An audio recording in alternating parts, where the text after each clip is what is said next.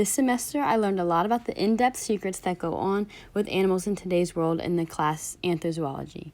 The course's description is, Anthrozoology, Ethics, and Health will introduce students to the varied and complex ways in which animals contribute to human well-being and illness. Students will expand their understanding of the biological, social, psychological, environmental, occupational, spiritual, and cultural implications associated with the use of and relationships with animals.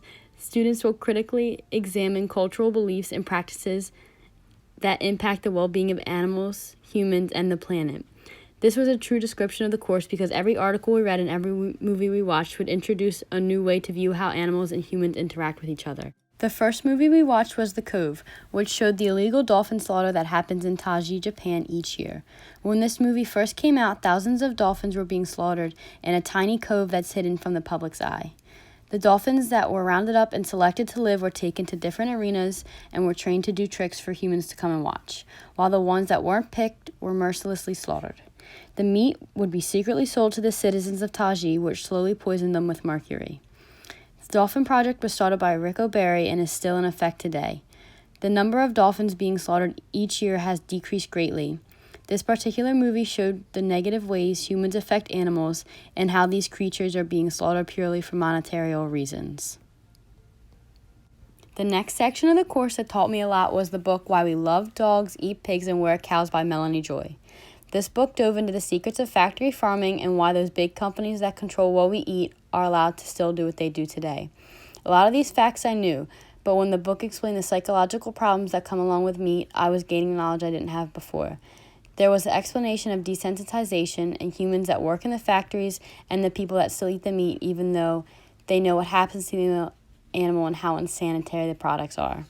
This is an example of how humans psychologically separate the animals that can or can't be eaten and the ones that do or don't deserve kindness. Humans no longer feel or care about the animals because they've been desensitized to the fact that they are still animals and have brains and feelings. This is the part of the semester when I went back to being vegetarian. The movie The Witness was about a New Yorker named Eddie Lama who for the longest time ate meat and didn't care for animals of any kind. But he had a complete change of heart and became an advocate for animal rights. His main focus was the fur industry and the insane cruelty that comes along with it. I learned about how the animals are trapped, slaughtered, and what kind of repercussions there have been to the fur industry.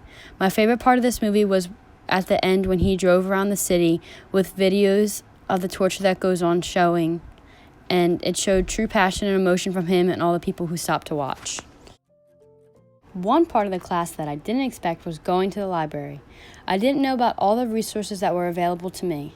I also didn't know what was considered a peer-reviewed or scholarly article until we went to the library to research for our first YouTube video. This came in handy a couple weeks ago when I had to use scholarly articles for my final English essay.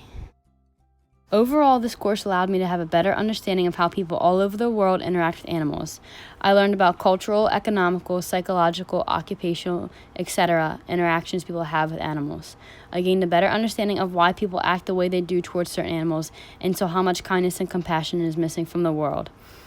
Overall, I learned that compassion towards every living thing is one of the most important attitudes that you can have in your day-to-day life.